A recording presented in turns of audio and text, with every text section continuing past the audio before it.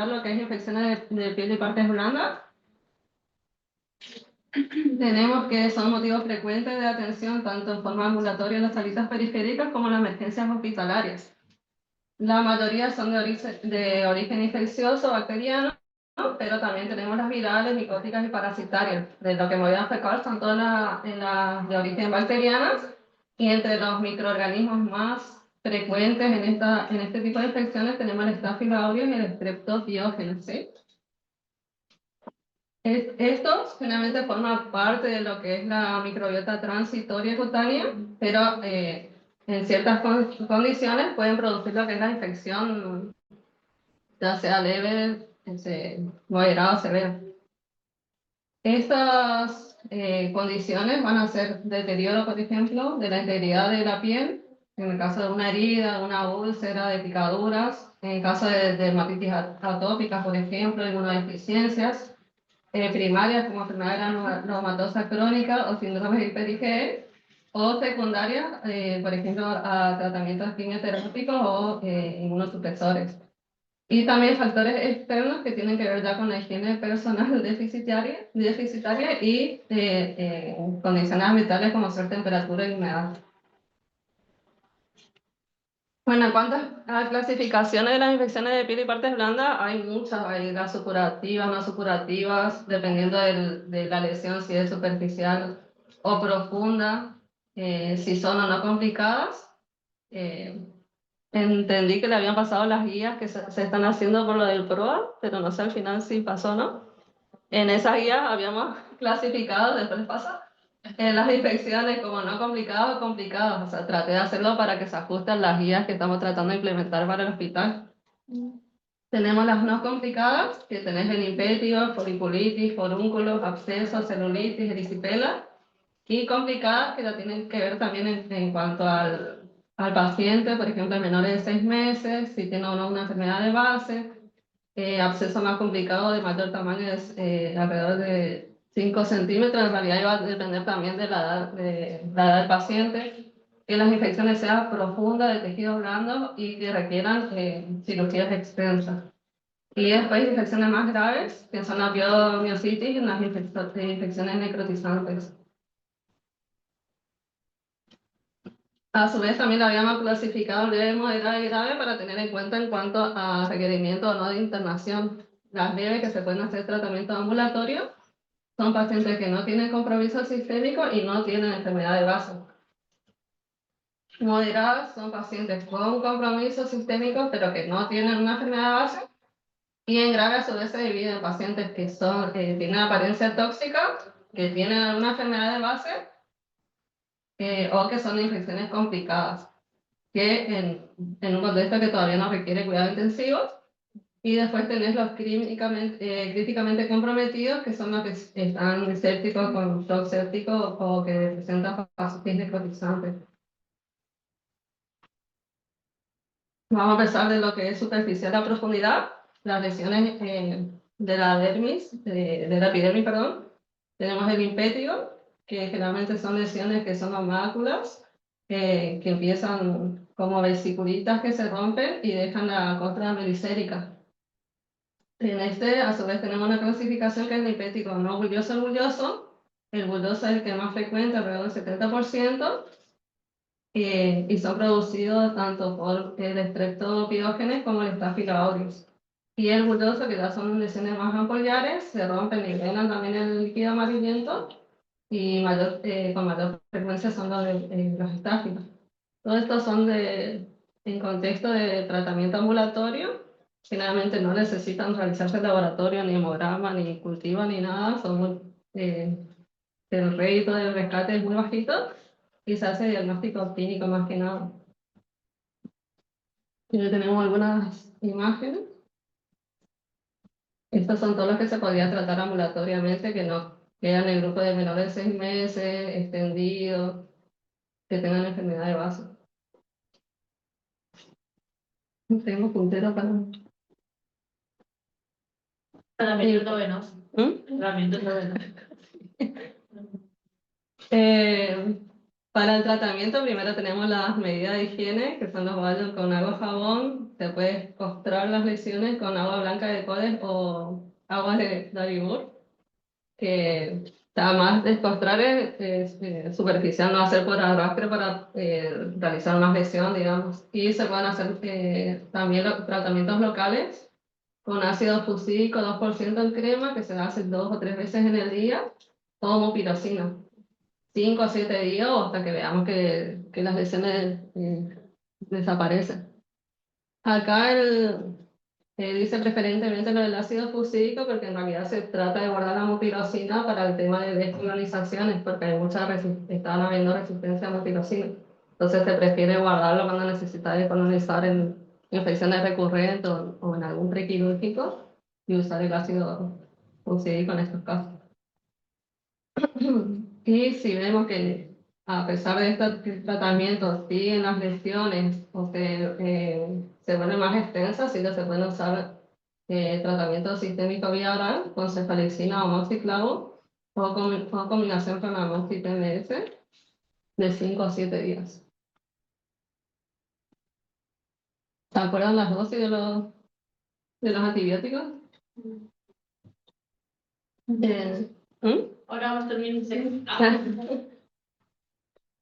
Después ya tenemos lo que es la foliculitis, que ya son infecciones superficiales del folículo piloso. Tenemos una base eritematosa, una pústula central, eh, que generalmente se localizan en cuero cabelludo, en zona de barba, glúteo, extremidades, y también son las más frecuentes el Staphylococcus aureus. Al igual que el impétigos, se hace diagnóstico clínico, no necesita sacar laboratorio, hemograma, reactante de fase aguda, no se cultivos tampoco. Al menos que sean pacientes que teníamos dentro del criterio que tengan enfermedad de base, o sea, muy pequeños, menores de 3 meses. Y el tratamiento es también las medidas higiénicas, lavado con agua y jabón neutro, los fomentos tibios con el agua de Codex. Se pueden usar en estos casos también antisépticos que no modifican el pH de la piel, que tenés el yodo o la clorexidina. Y en cuanto a los tratamientos local, lo mismo, el ácido fusílico, la mupirocina, teniendo en cuenta que si tenemos ácido fusílico, usemos preferentemente 5 a 7 días también de tratamiento. Y eso es por ahí más en los niños lactantes pequeñitos se ve más este tipo de lesiones. O en los adolescentes en la barba. El forúnculo ya es una infección más profunda del folículo piloso, compromete lo que es el tejido celular subcutáneo. Y tenemos ya una formación de un nódulo eritematoso, doloroso, rojo, que puede tener una necrosis central y sutural. También en las mismas zonas que la anterior, cara, cuello, axilas, piernas, y mismos gérmenes Staphylo aureus.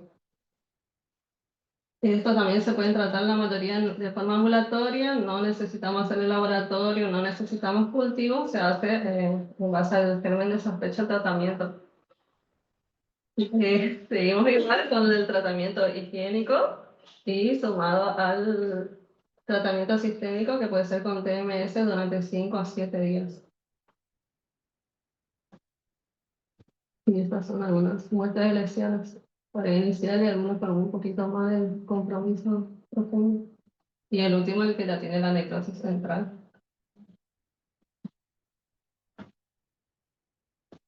En cuanto a lo que son abscesos simples, menor a 5 centímetros, son colecciones de pus por una cavidad formada extensa de tejidos circundantes, eh, que generalmente son complicaciones de los previos, de la foliculitis forúnculo empético. Es una lesión indurada, enrojecida, caliente, dolorosa también. Se puede drenar espontáneamente o de forma provocada. Y este por ahí tiene un poco más de compromiso del estado general con fiebre, neuropatías regionales. Eh, También mayor frecuentemente por el Staphylo aureus y seguido por el Streptopiógenes. En estos casos, aparte del diagnóstico clínico, sí se puede tomar cultivo del material purulento, o sea, el drenaje se ingresa por piel, por parte sana hasta donde tenemos el abscesito y se toma con lavado con fisiológico la muestra. El tratamiento es justamente la incisión y el drenaje del absceso en pacientes que no tienen compromiso sistémico, que no tienen enfermedad de base.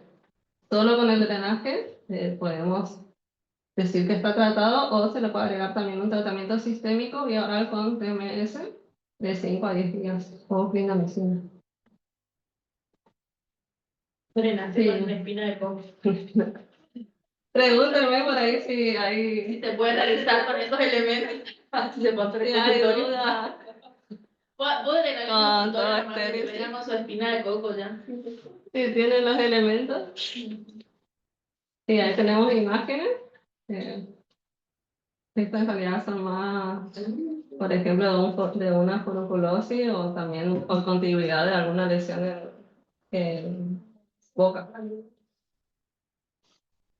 Después sí ya tenemos las infecciones que van en cualquiera, digamos, de los rangos de entre leve y moderadas, que pueden en algunos casos ser tratado ambulatorio y en algunos otros requerir la internación. Tenemos la celulitis, por ejemplo, que también es una infección e inflamación del tejido celular subcutáneo, que ahí ya tenemos compromiso de la dermis. La epidermis generalmente ya no tiene compromiso, o lo que pudo haber sido la puerta de entrada ya no se observa. Tenemos la lesión eritematosa, edematosa, dolorosa, con temperatura local, y esto lo que le diferencia a la erisipela por ahí es que no tiene bordes bien definidos ni compromiso linfático. También puede estar acompañada de neuropatías regionales y tener signos o síntomas de infección sistémica. Los gérmenes más frecuentes, el estafilococcus y el streptopiógenes. O sea, mucho va a depender también de la zona en donde se ocurra la lesión, porque por ahí la celulitis facial en los chiquitos también, que no están correctamente vacunados, pues tenemos el amófilo que puede dar como germen causal, ¿no? Pero la mayoría le traté de poner lo que son más frecuentes, que es lo que es mi parte blanda, el estáfilo y el piógeno. En cuanto a diagnóstico, también, aparte de la clínica, se puede tomar muestra por punción de aspiración, se hace cultivo en antibiograma y se empieza igual tratamiento sistémico con cobertura del estáfilo y del estreptopiógenes. Si tenemos compromiso sistémico, en estos casos también podemos agregar ya un laboratorio un hemograma con reactante de fase aguda y los cultivos en el caso de requerir internación. Y tenemos, no sé si ya se ve, sí. El rojo, el edema y que no se ve mucho, muy bien delimitado. En este no se ve puerta de entrada, en este podría ser esa lesioncita que se ve como marca.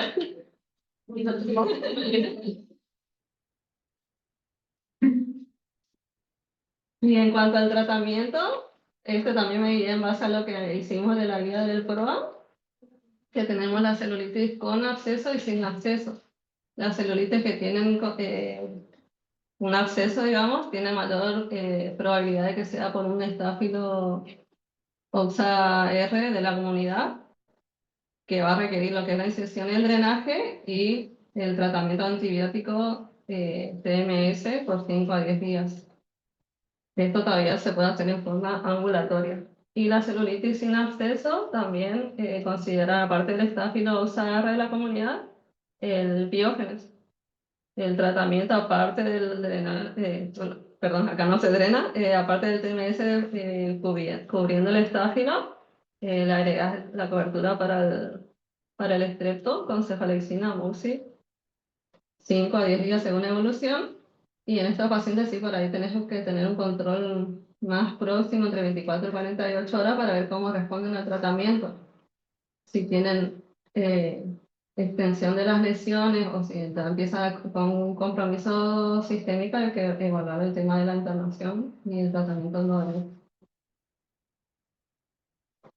Y la erisipela, que es en realidad eh, por ahí lo que diferencia de lo de la celulitis, eso que tiene los bordes más definidos, digamos, y el compromiso linfático, la piel más brillante y dorada, puede tener como vesiculita o lesiones costrosas.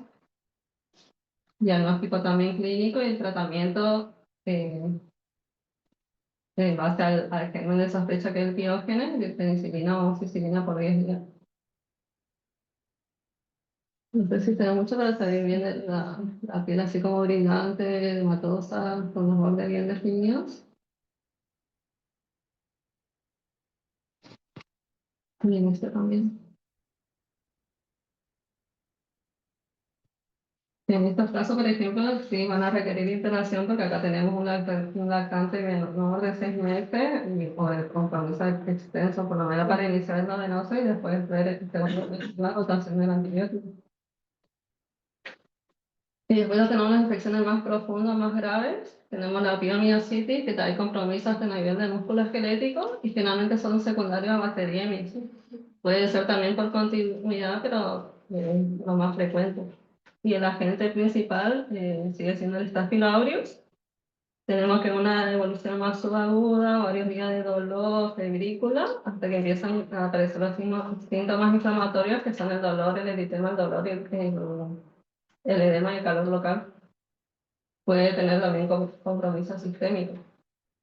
El diagnóstico, aparte de la clínica, ya es por métodos imagenológicos, ecografía, tomografía, resonancia. Resonancia es lo que te refiere como de referencia para observar la extensión y compromiso muscular. Y también la posibilidad de tomar muestra de eso por punción y para mandar material a cultivo.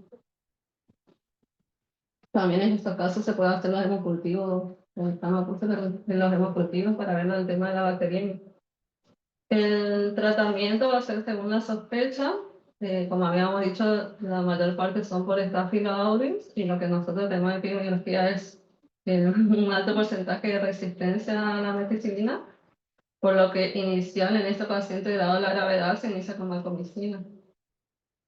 Después, otro de los gérmenes que pueden producir la piomicitis, tenés nuevamente el piógene, que ese sí puede hacer la peni o un metalactámico asociado a clindamicina y clinda para inhibir la síntesis de las toxinas, evitar la invasión. Y por último, también pensar en el contexto de que habíamos dicho de que sean inmunocomprometidos, que una enfermedad de base o niños pequeños, los bacilos gram negativos. Y eso le agrega la cobertura, o sea, siempre cubrimos los pocos positivos, la ampicilina sulfata o pipertazo. Y después evaluás en contexto de cómo va respondiendo el paciente, cómo va la clínica, en cuanto a la curva térmica, el laboratorio, la restantes fase aguda, y puedes en base a eso rotar a vía oral. Y dependiendo también del antibiograma que tengamos, si tenemos rescate de germen. Generalmente son tratamientos de 3 a 4 semanas y si tenemos el estáfilo resistente de 4 a 6 semanas. Pero va a depender todo de la evolución del paciente. Y después tenemos lo que es fascitis necrotizante, que es la infección más grave y rápidamente progresiva. Produce la necrosis de lo que es la fascia, el tejido adiposo, músculos. Tenemos dos tipos, el tipo 1, las que son de polimicrobiana, que tenés los agentes causales bacilos gram negativos, coco gram positivos anaerobios, y se afecta la región del perineo, lo que se denomina la gangrena de Fournier, que creo que algunos ya habrán tenido o conocido, ¿no? ¿Alguien se acuerda Porque del había uno. chico que estaba en la sala 24 que tuvo una gangrena de Fournier y que le entraban a hacer el drenaje quirúrgico, el debridamiento quirúrgico? entraban a Estuvo en la terapia. le sacaron mucha sustancia del perineo y se murió? ¿Se acuerdan cómo se llamaba? Se llama la 24. Sí. ¿Cómo se llamaba? Ahí está, no. Porque quiero ver la historia clínica, así que si alguien se acuerda. Pero ese paciente en perianal era, ¿Se murió? se murió, sí. Sí, quiero saber para mirar la historia clínica. Bueno.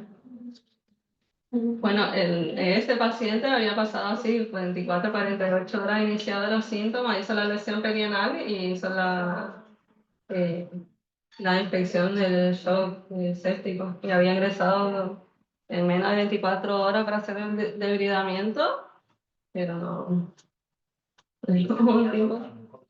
por ejemplo. Y no se había encontrado ninguna inmunodeficiencia, nada así, estaba en un contexto de un aparente cuadro viral, estuvo neutropénico al ingreso, pero justamente en ese paciente era el rescate, tuvo una pseudomonas, la pseudomonas te da la neutropenia, Pero no sabemos qué fue primero. pero sí. Bueno, pero está bien la pregunta de Juan, ¿por qué?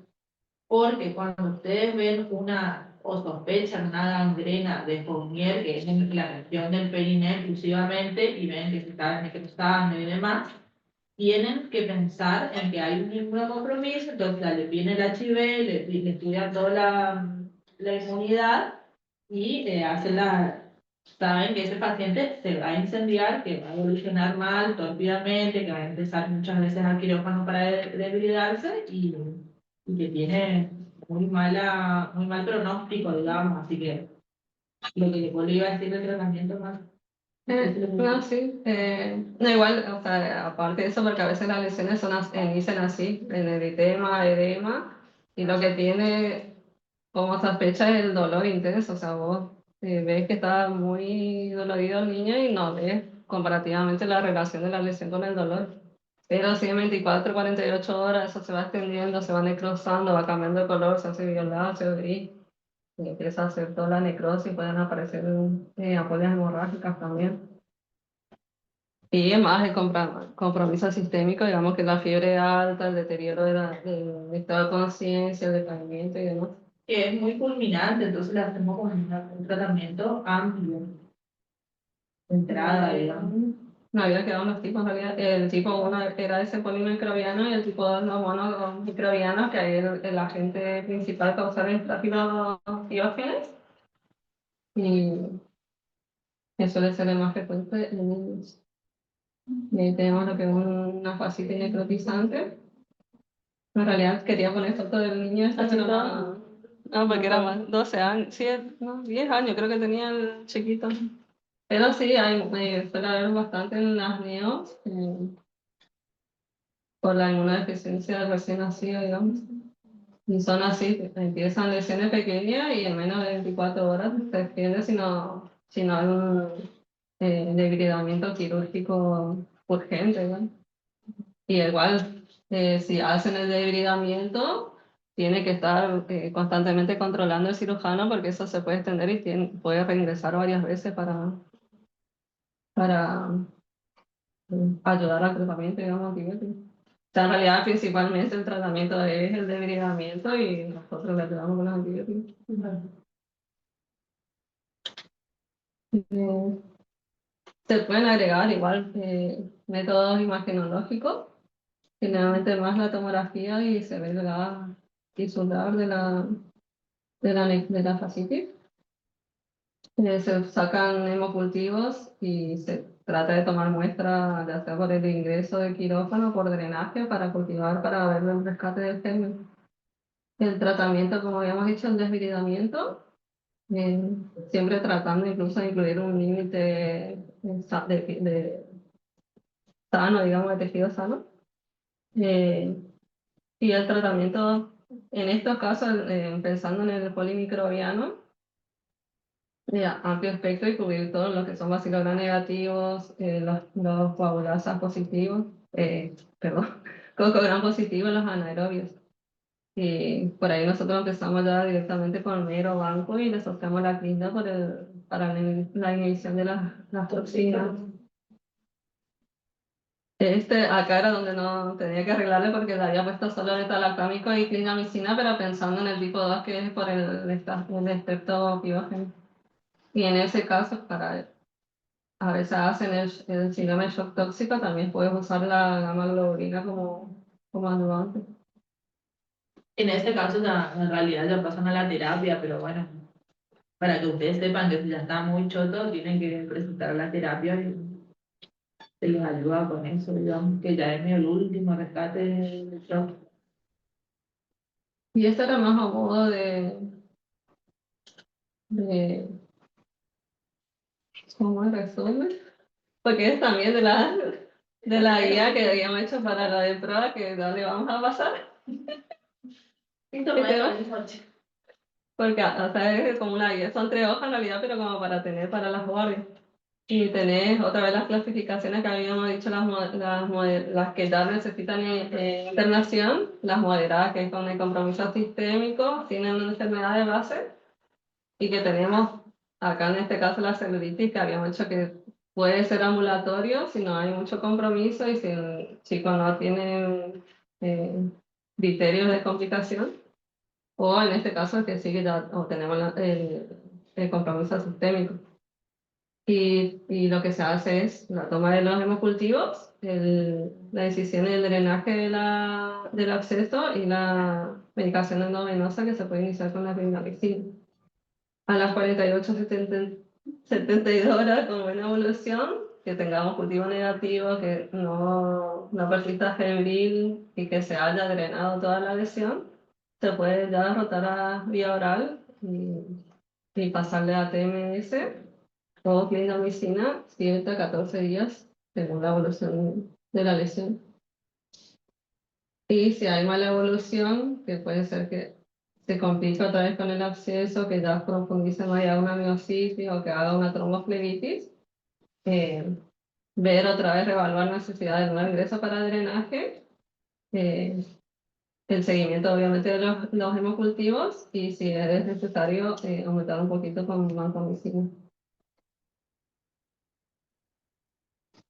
Y las infecciones graves, que habíamos dicho que eran los pacientes con una apariencia tóxica, que tienen una enfermedad de base o que tienen infecciones complicadas, la toma de los hemocultivos, incisión y drenaje si existen abscesos o colecciones, y se puede iniciar con clindamicina o vancomicina según el compromiso sistémico del niño, o los que están críticamente comprometidos, que son los que tienen ya una sepsis grave, un shock séptico, una fascitis necrotizante, que eso sí ya requieren cuidado en la terapia.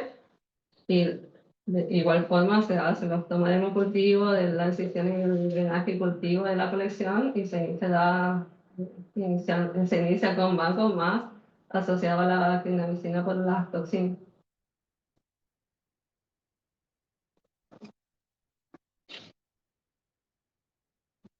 Y bueno, en el caso de que sospechemos otra vez en el streptopiógenes, se puede agregar el ceftriaxona al esquema que habíamos mencionado bueno, y plantear la necesidad de pasar la gamma globulina.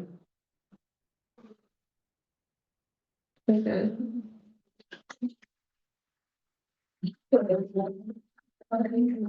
Igual había más, porque también tenía lo del síndrome de piel escaldada, el síndrome de shock tóxico, pero no sé si vieron eso con esas temáticas o algo. O sea, no se me hacía muy extenso.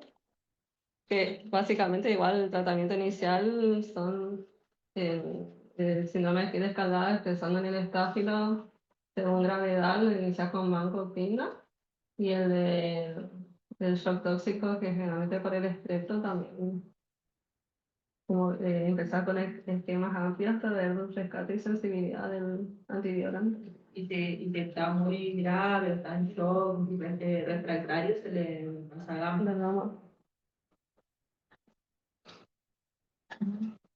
¿Algo? ¿Preguntas, dudas? Yo tengo otra. ¿Viste?